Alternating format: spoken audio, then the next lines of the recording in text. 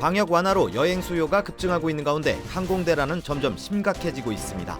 직원 부족으로 여행 일정을 축소하는 항공사들도 속출하고 있습니다. 조 바이든 대통령이 연설이 끝난 후 허공에 악수하는 장면이 공개되면서 논란이 커지고 있습니다. 치매설과 건강 이상설도 재점화되는 양상입니다. 교내에서 학생들의 스마트폰 사용을 두고 논란이 뜨겁습니다. 학습에 지장을 준다는 의견과 행동의 자유를 침해한다는 의견이 맞서고 있습니다. 식료품 가격이 천정부지로 치솟고 있는 가운데 소고기 값이 가장 크게 오른 것으로 나타났습니다. 구인난이 주 원인으로 지목됐습니다. 엄선된 108가지 순수한 약초, 과일, 채소, 버섯과 곡물의 생명력을 고스란히 담아 한 알 한 알 정성으로 빚었습니다. 최상의 재료와 3번의 발효 공정을 거친 일본 효소과학의 결정체 우메켄 효소화. 자연이 만들고 우메켄이 전합니다. 우메켄. 여러분 안녕하십니까? 4월 15일 첫 소식입니다. 러시아군이 우크라이나의 수도 키이우 외곽의 미사일 생산 시설을 공격했습니다. 사실상 러시아의 모스크바호가 우크라이나 미사일 공격을 받았다고 인정한 셈인데 미 국방부도 모스크바호의 침몰 원인이 우크라이나의 공격 때문이라고 확인했습니다. 임소정 기자입니다. 현지 시각으로 15일 새벽 우크라이나 수도 키이우의 외곽 도시 브이슈니. 번쩍하는 섬광과 함께 먼지 구름이 피어오릅니다. 지난달 말 키이우에서 철군하며 수도에 대한 공격을 중단했던 러시아가 보름 만에 공격을 재개한 겁니다. Сегодня ночью высокоточными ракетами большой дальности морского базирования «Калибр» нанесен удар по военному объекту на окраине Киева. 러시아는 우크라이나 정부가 러시아 영토에 대한 공격을 계속한다면 키이우에 대한 미사일 공격도 늘어날 것이라고 경고했습니다. 지난 13일 흑해에서 일어났던 모스크바호의 침몰이 우크라이나 공격 때문이라는 걸 자인한 셈입니다. 당시 침몰 원인을 두고 우크라이나는 네튠 지대함 미사일로 모스크바호를 명중시켰다고 주장했지만 러시아는 함정 내 탄약 폭발로 화재가 발생한 것이라며 부인했습니다. 미 국방부도 이틀 만에 모스크바호가 우크라이나 공격으로 인해 침몰했다고 결론 내렸습니다. Key part of their efforts to execute some sort of naval dominance in the Black Sea. So this is going to have an effect on their capabilities. 러시아는 서방이 우크라이나 무기 지원을 계속한다면 예측 불가능한 결과를 맞게 될 것이라고도 경고했습니다. 젤렌스키 대통령은 군사적 차질을 빚고 있는 러시아가 전술 핵무기나 화학무기를 사용할 가능성에 대비해야 한다고 호소했습니다. Don't be afraid, be ready. But that is not the question to Ukraine, and not only for the Ukraine, for all the world. I think so. 한편 유엔 등에 따르면 지난 2월 24일 전쟁 발발 이후 지금까지 난민은 485만여 명, 민간인 사망자는 최소 1,900여 명인 것으로 집계됐습니다. MBC 뉴스 임소정입니다. 위드 코로나 시행으로 여행 수요가 증가하고 있는 가운데 항공 대란은 점점 악화하고 있습니다. 직원이 부족해 운항 일정을 어쩔 수 없이 축소하는 항공사들도 속출하고 있는데요. 업무 과중으로 피로도가 증가한 기존 직원들까지 파업에 돌입하면서 항공 대란이 올해 말까지 이어질 것이라는 전망이 나오고 있습니다. 홍지은 기자의 보도입니다. 지난 주말 저비용 항공사 제트블루의 항공 수백여 편이 취소됐습니다. 조종사와 승무원 등 인력이 부족한 데다 현 직원들에게 업무가 몰리면서 항공편이 무더기로 결항되는 사태가 잇따르고 있습니다. 결국 제트블루는 올여름 항공 일정을 10% 감축하기로 했습니다. There's a lot of burnout and especially among some work groups I'm hearing from folks saying I just can't take it anymore. 대형 항공사들의 사정도 마찬가지입니다. 알래스카 항공은 6월까지 항공편의 2%를 취소했고 델타 항공 조종사들은 파업에 돌입했습니다. Longer days with shorter nights at home, shorter layovers, and our pilots are tired and fatigued. 항공사들은 자체 비행학교를 열거나 높은 보너스를 제공하며 신입 조종사를 끌어들이기 위해 각축을 벌이고 있지만 수요를 충족하기엔 역부족입니다. 소규모 항공사의 경우 이마저 현실적으로 어려운 실정입니다. The pilot shortage is real. We can hire pilots at United Airlines, but the regional airlines and smaller airlines have a real pilot shortage. and are having real challenges. 전 세계 항공사들의 수요를 따라가기 위해선 오는 2025년까지 3만 명의 신규 조종사가 필요한 상황. 구인난이 좀처럼 해소되지 않고 있는 가운데 올해 말까지 항공대란이 장기화할 것이란 전망이 나오고 있습니다. MBC 뉴스 홍지연입니다. 조 바이든 대통령이 또다시 치매 논란에 휩싸였습니다. 연설을 마친 후 허공에다 악수를 하는 장면이 포착됐기 때문인데 이를 놓고 보수 진영을 중심으로 고령인 바이든 대통령의 건강 문제가 또 불거지고 있습니다. 여준호 기자의 보도입니다. 노스캐롤라이나주에서 열린 조 바이든 대통령의 연설 현장. 연설을 마친 바이든 대통령이 갑자기 오른쪽으로 몸을 돌리더니 누군가에게 악수를 청합니다. 하지만 바이든 대통령의 앞엔 아무도 없었습니다. 이에 바이든 대통령은 잠시 어리둥절한 듯 손을 거두고는 뒤돌아 단상을 서성대다 퇴장했습니다. 해당 장면이 확산되자 바이든 대통령의 인지능력 문제가 도마 위에 올랐습니다. 앞서 바이든 대통령은 에어포스원에 탑승하기 위해 계단을 올라가다 여러 번 발을 헛디거나 연설 중 말을 더듬고 잊은 듯한 모습 등을 보여 여러 차례 치매설과 건강 이상설이 제기됐습니다. We went for two reasons. One, to bring Osama bin Laden. 이 때문에 도널드 트럼프 전 대통령이나 보수 진영 사이에서 공격 대상이 되기도 했습니다. Let's vote for Sleepy Joe. He's fallen asleep. Joe. He always gets the name wrong. How many times has he missed it? He's in Iowa. It's great to be in the great state of Ohio, they say.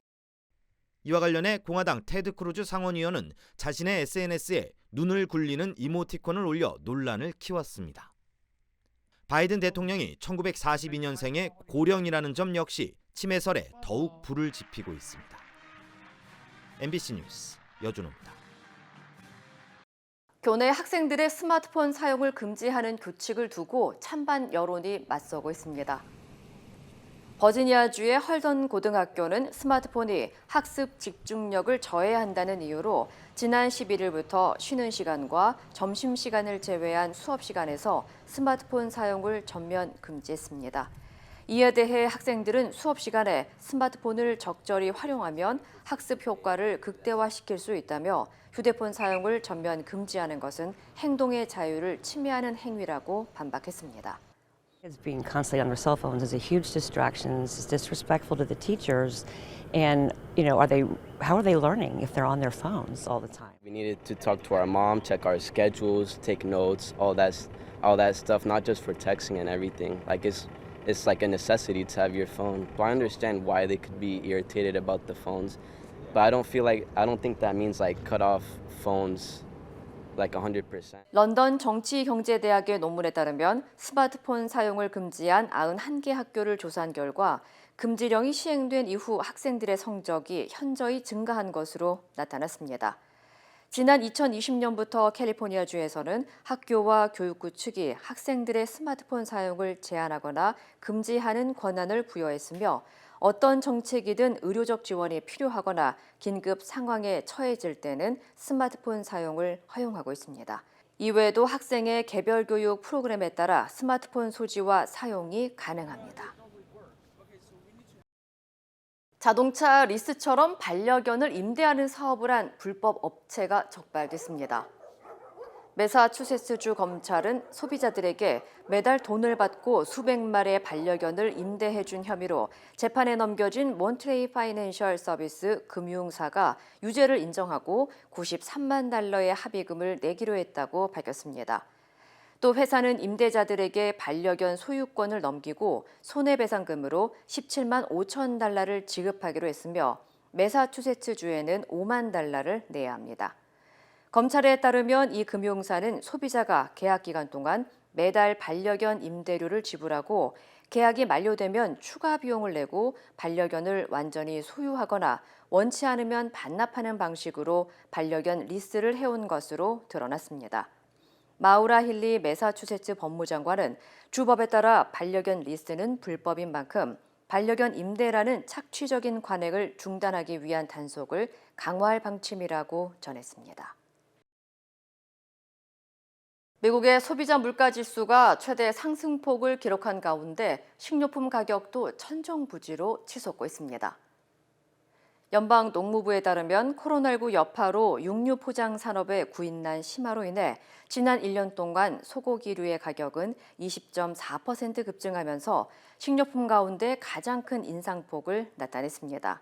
같은 기간 동안 레몬과 라임, 자몽 등 감귤류 과일의 가격은 19.5% 올랐고 베이컨은 18.2%, 마가린과 피넛버터는 15.8% 인상됐습니다. 경제학자들은 과일과 채소의 주요 수입국인 멕시코의 임금 상승과 캘리포니아주의 가뭄 사태가 겹치면서 농산물 가격 인상 요인으로 작용한 것으로 분석했습니다. 이외에도 닭고기 전 제품의 가격도 15.1% 오른 것으로 나타났으며 현재 전국적으로 조류 독감이 확산되고 있는 만큼 앞으로 가격이 더 오를 것이라는 전망이 나오고 있습니다. 캘리포니아주가 12살 이상 모든 학생들에 대한 코로나19 백신 접종 의무화를 내년으로 연기했습니다. 캘리포니아주 보건국은 성명을 통해 2022-2023 학기 동안 12살 이상 학생들의 코로나19 백신 접종을 실시하지 않고 내년 7월까지 연기한다고 밝혔습니다. 이는 연방식품의약국 FDA가 12살 이상 학생들에 대한 백신 접종을 모든 학생이 아닌 위급한 상황에서만 사용하도록 한정한 데 따른 조치로 해석됩니다. 한편 현재까지 캘리포니아주 내 12세부터 17세 사이 학생들의 코로나19 백신 접종률은 66%에 그치고 있는 것으로 나타났습니다. 뉴욕 브로드웨이가 마스크 착용 의무화를 한 달 더 연장하기로 했습니다. 브로드웨이 제작자와 극장주 연합인 브로드웨이 리그는 오늘 성명을 발표하고 직원과 관객들의 마스크 착용 의무화를 다음 달까지 연장한다고 밝혔습니다. 앞서 브로드웨이 연합은 마스크 착용 의무화를 4월까지 지속할 것이라고 밝힌 바 있습니다. 대신 관객들에 대한 백신 접종 증명은 이번 달까지만 진행할 예정이라고 전했습니다. 텍사스 주에서 해안으로 떠밀려온 암컷 돌고래가 사람들의 괴롭힘 때문에 죽는 일이 벌어졌습니다. 텍사스 해양 포유류 네트워크에 따르면 지난 10일 한 해변으로 암컷 돌고래가 떠밀려 온 후 사람들이 놀잇감으로 삼아 괴롭힘을 당하다 목숨을 잃었습니다. 특히 당시 해변가에 있던 사람들은 이 돌고래를 바다로 밀어내 함께 수영하거나 등 위에 올라타려고 했고 이를 본 한 사람이 신고를 한 후 뒤늦게 구조대가 출동했지만 이미 목숨을 잃은 상태였던 것으로 알려졌습니다. 동물구조기관들은 이 같은 야생 돌고래에 대한 괴롭힘은 불법이라면서 해양포유류보호법을 위반할 경우 최대 $10,000가 넘는 벌금이나 징역형에 처해질 수 있다고 지적했습니다. 코로나19로 봉쇄가 길어지고 있는 중국 상하이에서 주민들의 반발이 이어지고 있다는 소식을 여러 번 전해드린 바 있죠.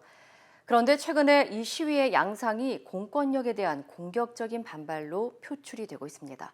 시진핑 주석을 비롯한 최고 지도부에 대한 불만으로까지 번지고 있는데 중국에서는 이례적인 현상이라고 합니다. 베이징에서 이예인 특파원입니다. 항의하는 시민을 방역복을 입은 경찰이 거칠게 끌어냅니다. 손을 들어 저항할 의사가 없음을 표시해도 소용이 없습니다. 경찰들은 범죄자를 체포하듯 시민들을 넘어뜨려 결박합니다. 시위에 나선 사람들은 상하이의 한 임대 아파트 주민들. 시 당국이 이 아파트를 격리시설로 쓰겠다면서 강제 이사를 통보하고 건물을 봉쇄하자 주민들이 들고 일어선 겁니다. 이웃 주민들도 시위에 동참했습니다. 想不到竟然以这样的方式听国歌，已经来了几十辆警车了，武警也来了。 봉쇄가 길어지는 상하이에선 방역 정책에 항의하는 시위가 잇따르고 있습니다. 지난 11일에는 시진핑 주석의 최측근인 리창 상하이 당서기가 봉쇄 지역을 찾았다가 주민의 항의를 받는 봉변을 당했습니다. 공권력에 대한 공개적 항의는 그동안 중국에서는 있을 수 없던 일로 봉쇄 위주의 방역에 분노가 폭발한 겁니다. 하지만 이런 소식은 당국의 검열에 의해 인터넷에서 대부분 삭제되고 있습니다. 市领导走上前去向大家亲切问好，关切询问近日小区核酸筛查和物资保供情况。 시진핑 주석과 갈등 관계인 상하이 방울로 주룽지 전 총리의 발언 영상이 최근 인터넷에 올라오고 있는 것도 주목할 만합니다. 직접은 말하지 못하는 현 지도부에 대한 불만을 예전 지도자의 입을 빌려 하고 있다는 겁니다. 我觉得只要我认为有利于党的事情，我就要讲，得到什么后果，我是不计较的。 주룽지 전 총리는 시진핑 주석의 사면임 시도를 반대한 것으로 최근 외신에 보도된 바 있습니다. 시진핑 주석의 장기 집권을 위해 선택한 극단적 방역 정책이 오히려 장애물이 된 역설적 상황에 중국 당국이 어떻게 대응할지 주목됩니다. 베이징에서 MBC 뉴스 이혜인입니다. 1991년 한국은 북한과 동시에 유엔에 가입을 했었는데요. 당시 남한과 북한이 유엔 가입을 위해서 치열한 외교전을 펼쳤던 상황이 담겨 있는 외교 문서가 30년이 지나서 처음으로 공개됐습니다. 서혜연 기자입니다. 1991년 9월 미국 뉴욕 유엔 본부에 태극기와 인공기가 나란히 걸렸습니다. 유엔 총회에서 한국과 북한의 동시 가입이 159개 회원국 만장일치로 통과된 겁니다. وبذلك أعلن قبول جمهورية كوريا الديمقراطية الشعبية وجمهورية كوريا بعضوية الأمم المتحدة. 하지만 그 과정은 순탄치 않아 한국은 남북한이 각각 동시에 가입하길 원한 반면 북한은 단일 의석으로 가입하길 주장했습니다. 한국은 성장한 국력을 바탕으로 자유롭게 표결에 참가해 목소리를 내려 한 반면 북한은 하나의 조선이란 틀 아래 한국의 영향력을 막고 싶었기 때문입니다. 우리 정부는 북한의 우방이자 안보리 상임이사국인 소련과 중국을 설득하려고 노력했고 그 과정은 외교문서에 고스란히 담겼습니다. 이상옥 당시 외교부 장관은 로가초프 당시 소련 외무차관에게 북한이 유엔 문제에 대해 현실 감각을 가질 수 있도록 설득해달라고 요청했고 로가초프 차관은 북한 설득은 소련으로서도 어려운 과제라고 털어놓기도 했습니다. 북한도 전방위 외교를 펼쳤습니다. 북한 김영남 당시 외교부장은 리비아를 방문해 한국의 단독 유엔 가입을 반대하는 북한의 입장을 리비아가 지지해달라고 요청하기도 했습니다. 하지만 외교력에서 밀린 북한은 결국 유엔에 가입 신청서를 따로 제출해 남북한은 동시에 회원국이 됐습니다. 한반도를 40년 이상 지배해오던 냉전 구조가 질적인 변화를 하고 있음을 말해주는 것입니다. 이번에 공개된 외교문서의 원문은 외교사료관에서 열람할 수 있고 목록과 수록 내용은 외교사료관 홈페이지를 통해서도 확인할 수 있습니다. MBC 뉴스 서혜연입니다. 엄선된 108가지 순수한 약초, 과일, 채소, 버섯과 곡물의 생명력을 고스란히 담아 한 알 한 알 정성으로 빚었습니다. 최상의 재료와 3번의 발효 공정을 거친 일본 효소과학의 결정체 우메켄 효소와 자연이 만들고 우메켄이 전합니다. 우메켄. 한국의 사회적 거리 두기가 2년 1개월 만에 종료됩니다. 영업시간과 모임 인원 제한은 다음 주부터 없어지고 격리 의무도 이르면 다음 달 말 사라질 예정입니다. 이강진 기자입니다. 지난 2020년 3월 종교시설과 유흥시설 등의 운영 제한을 권고하면서 시작된 거리두기가 드디어 종료됩니다. 757일 만입니다. 다음 주 월요일부터는 인원 제한 없이 모일 수 있고 식당, 카페 등도 24시간 영업할 수 있습니다. 행사나 집회, 종교시설도 인원 제한을 받지 않게 됐습니다. 오는 25일부터는 영화관과 실내 체육시설 등에서 음식도 먹을 수 있습니다. 물론 먹지 않을 때는 마스크를 써야 합니다. 거의 2년 내내 투잡한 것 같은데요. 네, 어떻게든 다시 2년 버텼으니까 새로 시작한다는 마음으로. 다만 야외에서 마스크를 벗는 것에 대해서는 유행 상황을 평가해 2주 뒤 다시 결정할 계획입니다. 방역당국은 이와 함께 오는 25일 코로나19의 감염병 등급을 1급에서 2급으로 조정합니다. 코로나19가 2급으로 내려가면 확진이 돼도 7일 동안 격리를 하지 않아도 되고 확진자도 일반 병의원에서 예약 없이 대면 진료를 받을 수 있습니다.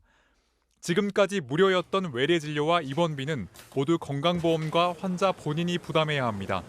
3만 2천여 개였던 코로나19 환자 전담 병상도 90% 가까이 줄였습니다. 오미크론 등장으로 위험도는 낮아진 반면 소규모의 유행은 계속 반복될 가능성이 큽니다. 좀 더 일상적인 대응 체계로 방역과 의료 대응을 전환할 필요가 있습니다. 또 6월부터는 해외 입국자도 격리가 면제되고 PCR 검사도 현행 3번에서 2번으로 줍니다. 다만 혼란을 방지하기 위해 등급 조정 이후 4주 동안 격리 등 현행 체계를 유지하고 유행 상황을 평가해 이르면 다음 달 23일부터 격리를 해제할 계획입니다. 방역당국은 코로나19 유행 상황이 안정세라고 판단해 이번 결정을 내렸지만 신종 변이 등 새로운 위험 요인이 나타나면 거리두기나 격리 등을 다시 도입하겠다고 밝혔습니다. MBC 뉴스 이강진입니다.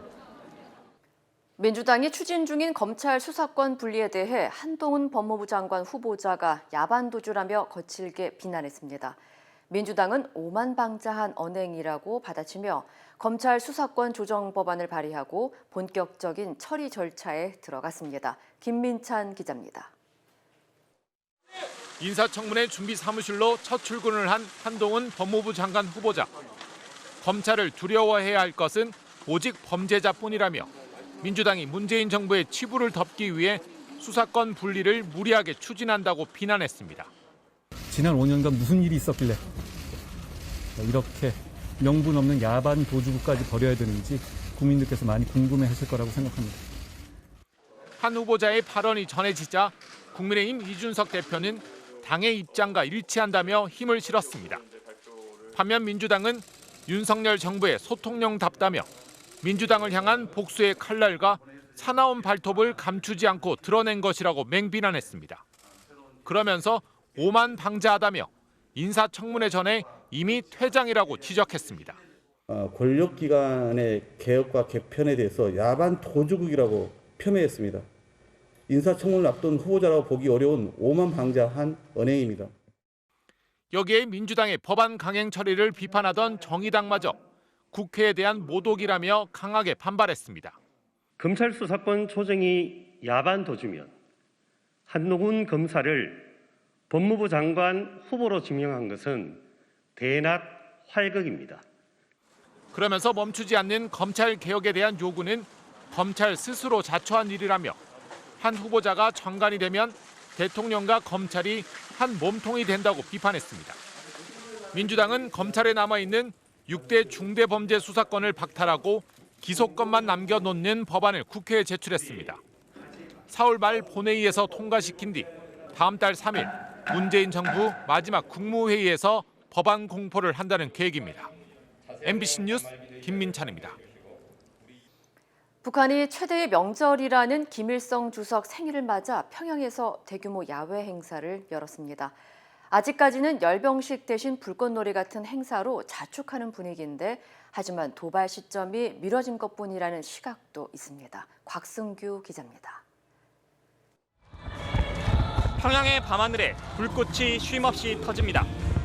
김일성 광장엔 수천 명의 학생들이 모여 춤을 추고 곳곳엔 태양절을 기념하는 조형물이 가득합니다. 김일성 주석의 생일, 태양절 110주년을 맞은 어젯밤 평양의 모습입니다. 지난달 대륙간 탄도미사일을 시험 발사한 북한이 이번 태양절을 즈음해서도 추가 미사일 발사나 핵실험을 할 가능성이 우려됐지만 일단은 축제에 주력하는 모습이었습니다. 미국 뉴욕에서 MBC 특파원을 만난 북한 유엔 대표부 관계자는 핵실험 가능성을 묻는 질문에 일단 부정적으로 답했습니다. 태양절 110주년 즈음에서 조만간 있을 거란 얘기가 있어서요.